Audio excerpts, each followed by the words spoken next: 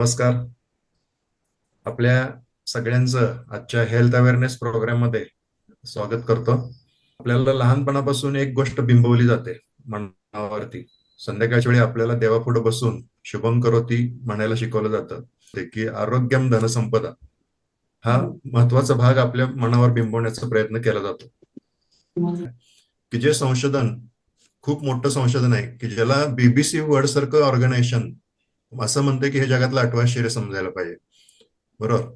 BBC world वरती ह्या nature आणि सायन्सच्या ह्या विभागामध्ये ह्याच्यावरती एक कार्यक्रम झाला होता पूर्वी, आणि त्या कार्यक्रमामध्ये ह्या डिटेल्स सगळ्या सांगितल्या होत्या. बेसिकली त्याच्यासाठी आपल्याला आपलं अॅनाटॉमी फिजिओलॉजी जो म्हणतो आपण, माणसाचं शरीर रचनाशास्त्र काय आहे ते बघणं गरजेचं आहे. बरोबर. आपलं जर शरीर जर बघितलं, माणसाचं शरीर जर बघितलं, तर हे शरीर वेगवेगळ्या संस्थांपासून बनले आहे. आपल्या शरीरामध्ये पचन संस्था आहे, श्वसन संस्था आहे, रक्ताभिसरण संस्था आहे. बरोबर. या सगळ्या संस्था आपल्या शरीरामध्ये काम करतात. या संस्थांमध्ये वेगवेगळे अवयव काम करतात. शरीराची रचना जर बघितली तर बेसिकली काय आहे ते आपण बघतोय. कुठली संस्था घ्या, वेगवेगळ्या संस्था आहेत, संस्थांमध्ये अवयव आहेत, ऑर्गन्स आहेत.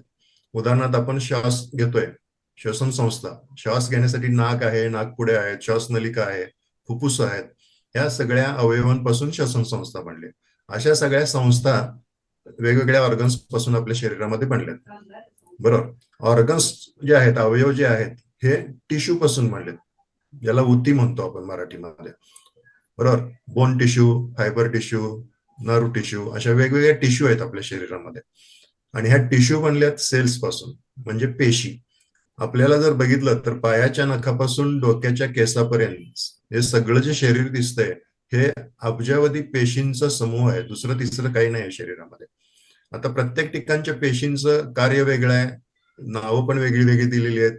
बरोबर. उदाहरणार्थ आपल्याला मेंदूच्या पेशींना न्यूरॉन्स म्हणतात, किडनीच्या पेशींना नेफ्रॉन्स म्हणतात, आणि त्याचं कार्य पण वेगळं वेगळं आहे. आणि त्या कार्याप्रमाणे त्यांना लागणारे घटक, अन्न घटक जे असतात ते सुद्धा वेगळे वेगळे पुरवावे लागतात.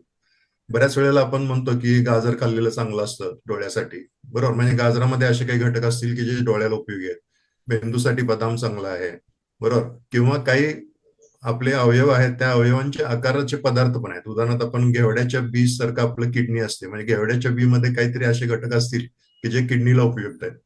असं आपण सगळं ज्या वेळेला चौरस आहार घेतो त्यावेळेला आपल्या पेशींना लागणारे घटक पुरवत असतो. बरोबर. असे 147 प्रकारचे घटक रोज आपल्याला शरीराला गरजेचे आहेत. आपण आज किती जरी तर अन्न म्हणू. पहिली गोष्ट आहे कुठली? अन्न, दुसरी पाणी, आणि तिसरी हवा. ह्या 3 गोष्टी आपल्याला रोज गरजेच्या गोष्टी आहेत, ज्या रोज शरीरामध्ये घ्याव्या लागतात. बरोबर. त्याशिवाय आपण जगू शकत नाही. म्हणजेच आपल्या पेशींना हे 3 गोष्टींची खूप गरज आहे.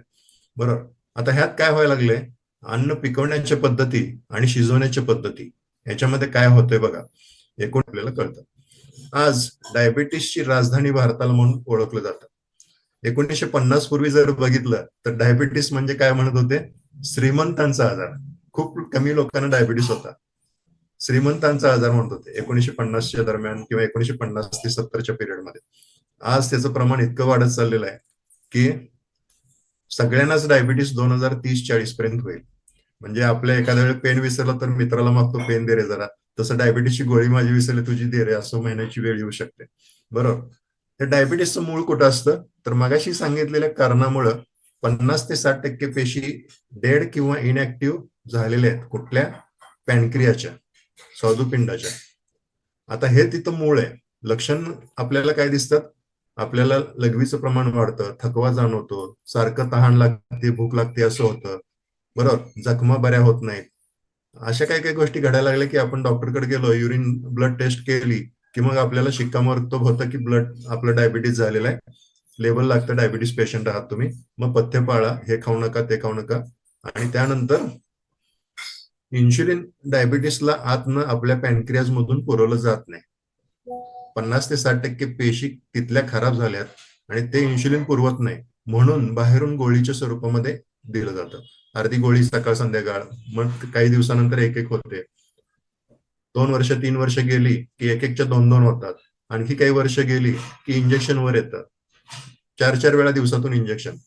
पूर्वीच्या काळी आपलं अन्न हे औषध आहे असं म्हटलं जायचं. काही आजार झाला, कुठलं काय झालं तर आपल्या अन्नामध्ये खाण्यामध्ये बदल केले जायचे. आज औषधं अन्नाप्रमाणे खायची वेळ आली. नाश्त्याला 4-5 गोळ्या, दुपारी जेवताना गोळ्या, संध्याकाळी झोपताना गोळ्या, 4-4 वेळा गोळ्या इंजेक्शन घ्यायची वेळ आलेली आहे. अशी परिस्थिती काही लोकांच्या बाबतीत आहे. आजाराचं मूळ जे आहे त्या मुळावरती कुठल्याही ॲलोपॅथिक मध्ये काही काम केलं जात नाही.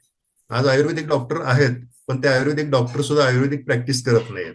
ते ॲलोपॅथिकच देतात औषधं. होमिओपॅथिक वाले पण ॲलोपॅथिकच देतात. सगळेजण त्याच्यावरती, कारण प्रत्येकाला इन्स्टंट हा प्रोग्राम आहे. ह्या प्रोग्राम मधून डायबिटीस सुद्धा रिव्हर्स करू शकतो. डायबिटीस मध्ये 2 प्रकार असतात. परवा मी एका ठिकाणी गेलो होतो, एका सरांशी बोलत होतो. ते म्हणाले एका लहान मुलाला पण आहे. म्हणलं त्याला तो टाईप 1 डायबिटीस म्हणतात. जन्मताच डायबिटीस, त्याचं पॅनक्रिया कामच करत नाही. बरोबर. पॅनक्रियाचं काम आहे इन्शुलिन पुरवणं. बरोबर. इन्शुलिन तो तयारच करत नाही. असं जर असेल तर त्याला टाईप 1 म्हणतात, लहानपणापासून असणारा. पण जे वयाच्या 25 नंतर, 30 नंतर किंवा कुठल्या एज नंतर, सुरुवातीला नव्हता पण नंतर चालू झाला, त्याला टाईप 2 म्हणतात. टाईप 2 डायबिटीस 100% रिव्हर्स करू शकतो. बरोबर. त्याच्यासाठी आपला आचार, विचार, आहार चांगलं पाहिजे, एक्सरसाइज पाहिजे, प्राणायाम पाहिजे, आपली आपण काळजी घ्यायला पाहिजे. आणि त्याबरोबर आपण काही गोष्टी सांगतो त्या गोष्टी वर्षभर 2 वर्ष कराव्या लागतील. आजार किती जुनाट आहे त्याच्यानुसार ते अवलंबून असतात. एखाद्याला 2 वर्षापासून, 3 वर्षापासून डायबिटीस आहे, त्याला आपण 4-6 महिन्यामध्ये क्युअर करू शकतो. 25-30 वर्षापासून असेल त्याला 2 वर्ष पण लागतील. असं सगळ्या गोष्टी असतात. आता आपण जे काही देतोय, जे संशोधनाबद्दल आपण जे देतोय, हा जो आपला ग्रिनोमिन अमृत ज्यूस आहे त्याच्यामध्ये नोणी आहेच. ते नोणी आपल्या शरीरामध्ये काम करणारच आहे. आणि त्याच्याशिवाय 9 प्रकारच्या बेरीज दिलेल्या आहेत. आणि एका ठिकाणी मी हे बोलत होतो, डायबिटीस पेशंट माझ्या वडिलांच्या वयाचे ग्रहस्थ आहेत. परवाच त्यांचा वाढदिवस झाला म्हणून त्यांना भेटायला गेलो होतो. तर त्यांना 30 वर्षापासून डायबिटीस आहे म्हणाले. आणि डायबिटीसचे साईड इफेक्ट काय काय होतात त्यांनी सांगितले. ब्लड मधून शुगर वाढलेली आपल्या शरीरामध्ये पूर्ण फिरते. बरोबर. म्हणजे सगळीकडे त्रास देणार आहे. किडनी प्रॉब्लेम झाले, हार्ट प्रॉब्लेम झाले, डोळ्याचे झाले, मेंदूचे झाले, सगळे प्रॉब्लेम डायबिटीसच्या बरोबर येतात. एकटा डायबिटीस बरोबर नाही. बरोबर. आणि ह्याचे परिणाम त्यांनी फेस केलेत, पण ते स्ट्रॉंगली राहिलेत, कारण त्यांना मी जवळपास वर्ष, सव्वा वर्ष त्यावेळेस जे काही नोणी होतं ते दिलं होतं. आज त्या नोणीपेक्षा खूप चांगला प्रॉडक्ट माझ्याकडे आहे म्हणल्यानंतर ते म्हणाले ठीक आहे, मी 8 दिवसांनी पुण्याहून आलो की भेटतो, बोलवतो. त्याच्यात काय आहे ते सगळं डिटेल सांगितलं. आपल्याला चेरीज पण आहेत आणि आयुर्वेदिक प्रॉडक्ट आहेत, त्याची लिस्ट त्यांना मी दाखवली. तर सगळंच आहे म्हणाले जे डायबिटीस साठी उपयोगी आहे. म्हणजे कारला आहे, जांभूळ आहे, काय काय बर, हे सगळे घटक आहेत, हे पण काम करणार आहेत. असा हा आपला प्रॉडक्ट आहे, ग्रिनोमिन अमृत ज्यूस. आता हा घ्यायचा कसा आणि काय, हे महत्वाचं पार्ट आहे. सकाळी आणि संध्याकाळी अनुषापोटी सकाळी घ्यायचं आहे. गरम पाण्यातनं 10 मिली, हेल्दी माणसाने, आपले जे काही हेल्दी लोक आहेत त्यांनी 10 मिली सकाळ संध्याकाळ घ्यायचं आहे. संध्याकाळी जेवणापूर्वी अर्धा तास घेऊ शकता. सकाळी जेवण अनुषापोटी घ्यायचं आहे. अर्ध्या तासानंतर चहा नाश्ता करून चहा प्या. डायरेक्टली चहा पिऊ नका, कारण ह्यातनं झिरोनिन जे तयार होतं ते काम करायला अर्धा तास तरी वेळ द्यायला पाहिजे. आणि मग आपल्या शरीरामध्ये त्याचे इफेक्ट चांगले मिळतात.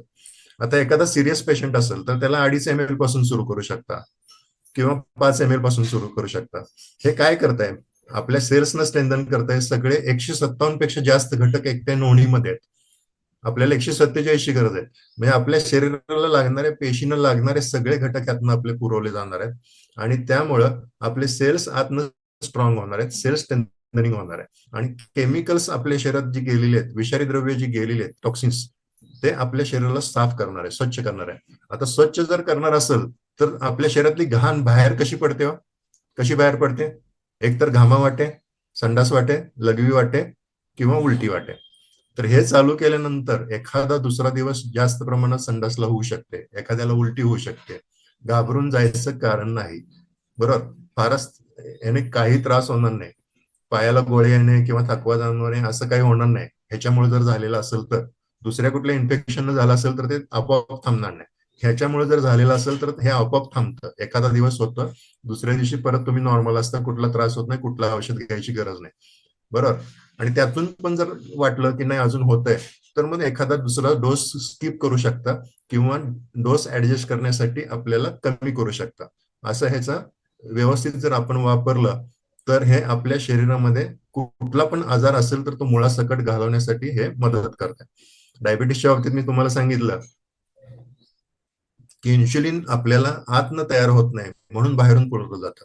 किंवा इन्शुलिनचं दुसरं कार्य असतं की आपल्या रक्तामध्ये जे शुगर तयार असते ते रक्तामधून प्रत्येक पेशीमध्ये आत जावे लागते, आणि ती पेशीमध्ये जाण्यासाठी पेशींचे डोअर्स ओपन करण्यासाठी पण इन्शुलिनची गरज असते. आणि त्यातून विघटन होत असतं इन्शुलिनचं, आणि इन्शुलिनची विघटनानंतर ऊर्जा निर्माण होते, आणि ती ऊर्जा आपल्याला गरजेची असते. त्यामुळे कधी पण लक्षात ठेवा, डायबिटीस किंवा साखर हा आजार नाही आहे. साखर ही आपली गरज आहे. कुठला पण पदार्थ खाल्ला तर त्यातनं कमी अधिक प्रमाणात साखर तयार होणारच आहे, आणि त्यातून आपल्याला एनर्जी मिळते, ऊर्जा मिळते. ती जर नसेल तर आपल्याला थकवा जाणवतो. एखाद्याची साखर कमी झाली किंवा एखाद्याचं बीपी कमी झालं तर त्याला ते साखर द्यावी लागते, किंवा सलाईन मधून वगैरे तसे घटक दिले जातात की ज्यामुळं आतली एनर्जी वाढावी. लो बीपीला तर औषधच नाही.